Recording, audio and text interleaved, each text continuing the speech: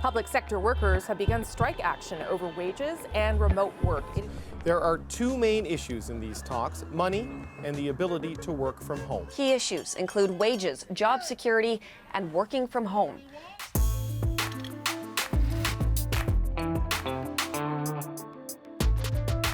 The ability to work from home. Depending on your job, something you either have zero experience with or something that has become a critical part of your everyday life. Well over 100,000 federal civil servants are entering day 7 of their nationwide strike in Canada. One of Canada's largest labor disruptions continues in different cities across the country. Picket lines may continue to move to strategic locations that have a bigger impact on the federal government, affecting everything from immigration to income tax returns, passports, pension payments. And while pay is central to their labor dispute, the other big sticking point is remote work. Mona Forte, the president of Treasury Board, is on record saying remote work is the way of the future. It is the way of the work of the future. So why don't they come to the table and stick to their statements and say, if remote work is the way of the future, well, why don't you give it to your own employees? The union says it wants remote work written into its collective agreement. Their bosses say, no, that's a management call, not really open for discussion. But what does either of these two positions actually mean? Like, what are the actual demands? How reasonable are they? And why is this potentially a much bigger deal than most people realize? To understand why everyone's so worked up about remote work, you only have to think of how the pandemic upended so many of our professional lives. It may look like March break started early, but this BC tech company is actually near full force. Most of the staff are working from home. One huge change we have seen in this pandemic is the shift for millions of Canadians to work from home. Now, true, if you were a police officer or a nurse or an auto mechanic or a garbage collector, you probably wouldn't have been able to do your job from home very well at all. But huge swaths of the federal public service were. You know, imagine someone from the Canada Revenue Agency taking phone calls about tax issues. You can probably do that from anywhere. Same with someone who processes paperwork. From a union president walking the picket lines, remote work and telework have been proven to be very productive. I think we are able to do our jobs remotely. But last December, a big change. Federal public servants will have to report to the office up to 3 days a week as of March 31st. The federal government says it has, quote, rediscovered the value of shared in-person experiences and a need for consistency on how hybrid work is applied. The federal government mandated most of its employees would have to come back to the office 40% of the time, 2 days a week.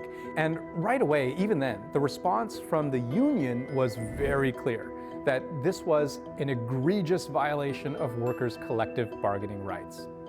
But the federal government held firm. Hybrid back to work 2 or 3 days a week, fully implemented by April. Which brings us to today. It's April.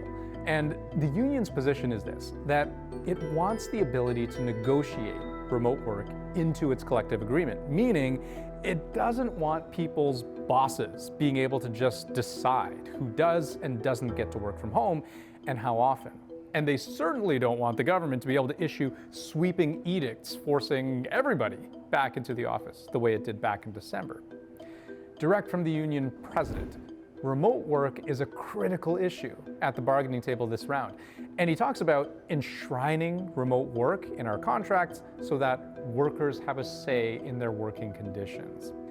Now here's the thing. We don't actually know what any of that means because the negotiations themselves are confidential, but the union keeps talking about putting in remote work protections and points out it's not like its members asked to work from home in the first place. Probably safe to say more Canadians are working from home right now than perhaps ever before, as companies try to minimize the spread of coronavirus. The union says the pandemic put people under extraordinary stress. Employees rose to the challenge by upending their entire philosophy on work, and that the government cannot, after all that, with a swoosh of a pen, just reinstate the old world order. But have a listen to this exchange between David Cochrane of Power and Politics and Mona Fortier, who is basically the big boss in charge of like 100,000 plus federal civil servants. Are you willing to do a deal on remote work that puts the right to remote work into the collective agreement? Or are you insisting on a saying as a policy that management can control? Telework is a management right. We've been looking at how we've been transforming from work by necessity from home during COVID to a hybrid model that gives the opportunity for public servants to work from home 2 to 3 days a week. Translation, managers gotta manage. Because she says the actual most important thing is whether Canadians are getting the services they require. Now, nobody thinks, for example, that an RCMP patrol officer should be allowed to work from home. Both sides agree, remote work only makes sense if you can actually do the job remotely. But if you make remote work an enshrined right, would that take precedence in a case where someone can technically do the job from home, but maybe just not as well or not as efficiently? And what about intangibles like team dynamic and the kinds of creative synergies you sometimes get when two people just bump into each other in a hallway, have an impromptu chat about how to make a better widget, and boom, everyone benefits as a result. Poll after poll has shown employers are struggling to get their employees back to the office. A new survey of Canadian office professionals suggests 60% now realize their job can be done from home. A new survey by the Angus Reid Institute in partnership with CBC News found 1/3 said if they were mandated back to the office full-time, they'd consider looking for a new job. And nearly a quarter said they'd quit immediately. Plenty of people believe they are more, not less productive at home, free from office distractions like that bloody guy who won't stop talking to you about widgets in the hallway. And that, look, all the momentum right now, they say, is in favor of remote work. Like, it's gone on for so long, people have proven it can be done, and to just up and decide to turn the clock back 3 years is patently unfair, maybe even borderline cruel. Let's head back to studio, where we're going to talk more about what a remote work collective agreement might actually look like, and how the ending to this story could have a ripple effect that goes well beyond the public service.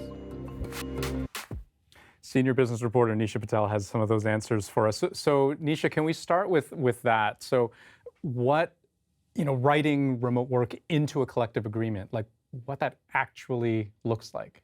Well, right now, Andrew, it's temporary, right? It's an informal agreement that came about as a result of the pandemic. And so what they want to do is formalize it, write it into the contract, and make it a permanent option for workers to have the right to work remotely. And can you give me an example of what that would look like? Yeah, they're not asking for X number of days for each worker to work from home. They're basically asking just for the right and to be consulted. So let's say you and I both go to the boss and we both want to work from home. Right. And the boss says, well, Andrew, he bakes me cookies and he tells me funny jokes. I like him. I'm going to let him work from home. My boss does the exact same thing. Funny. I'm sure she does. But, for Nisha, she's really cranky. I think she needs to stay in the office. I'm going to say no to her. So then if it's in the collective agreement, I could then go to the union and say, this is not fair. They're making these decisions very arbitrarily. There would be that language to fall back on. Exactly. And I could offer a grievance to the union. The union could back me up. And so that kind of language is what they want to put in the contract. Some other unions have been looking at this. They've also done things like, okay, let's say you want to be compensated the same way for working at home as you would in the office. Or let's say there's a power outage at your house. What happens to when you want to stop working? So basically it's a tool for employees to be able to work fairly. Employers don't like to have that language because it gives more power to the employee. Just to the point that you just made, I mean, there must be other, even just within the public service, lots of people who are looking to this case, this negotiation, for cues, because there are plenty of them who haven't had contracts themselves for years, right? You bet. And PSAC is a massive union with a lot of bargaining power. So when the federal government does something, it leads the way and kind of has a domino effect throughout all of the other unions. So a lot of unions are saying they're watching this very closely. What they're also saying, though, is that this is something that is a new reality, that they're already trying to themselves negotiate this into their contracts. CUPE is one that's been doing this for a little while now. They're also looking for protections for employees. So not just getting the right to do something, but also the protection from something. So, if they want to work from home, what else do they have to concede to? What about keeping jobs in the country? Because let's say a company says, okay, you say you can work from anywhere, you can work from home. What about if I send that job somewhere else overseas where it's cheaper for me? So unions also want to have those protections in the contracts so that they can make sure that the jobs stay.